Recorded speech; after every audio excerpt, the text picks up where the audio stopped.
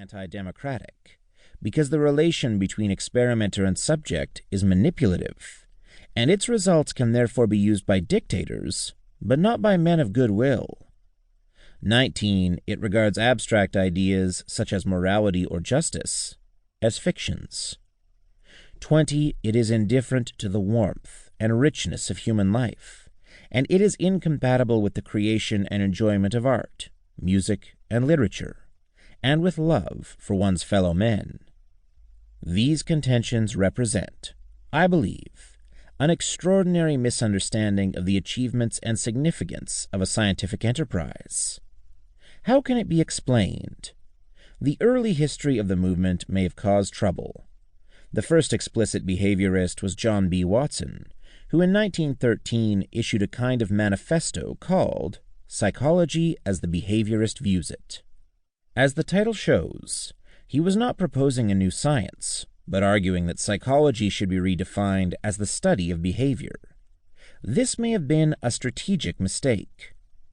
Most of the psychologists at the time believed they were studying mental processes in a mental world of consciousness, and they were naturally not inclined to agree with Watson.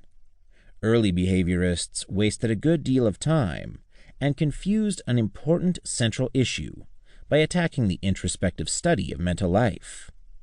Watson himself had made important observations of instinctive behavior and was, indeed, one of the first ethologists in the modern spirit. But he was greatly impressed by new evidence of what an organism could learn to do, and he made some rather extreme claims about the potential of a newborn human infant. He himself called them exaggerations, but they have been used to discredit him ever since. His new science was also, so to speak, born prematurely. Very few scientific facts about behavior, particularly human behavior, were available.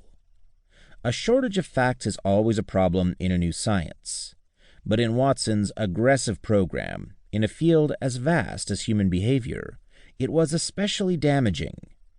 He needed more factual support than he could find, and it is not surprising that much of what he said seemed oversimplified and naive. Among the behavioral facts at hand were reflexes and conditioned reflexes, and Watson made the most of them.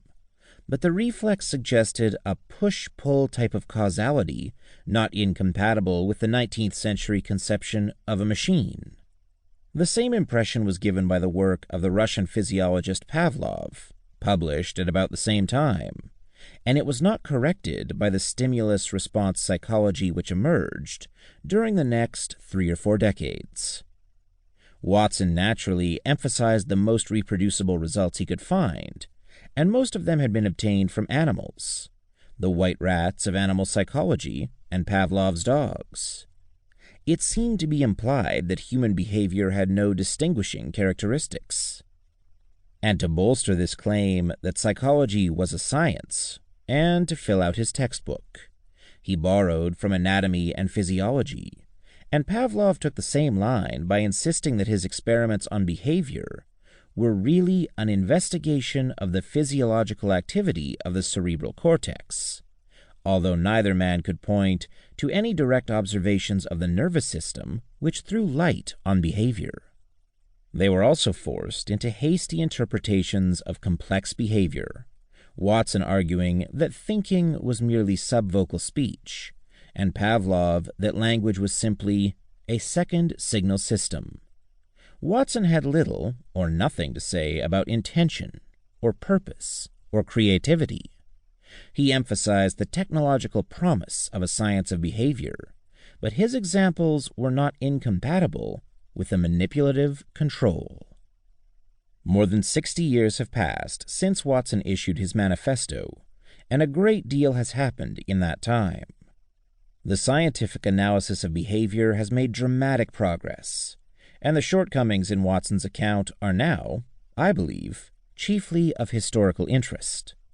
Nevertheless, criticism has not greatly changed.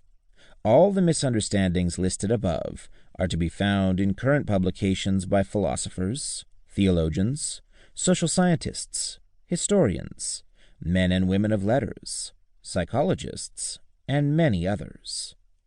The vagaries of the early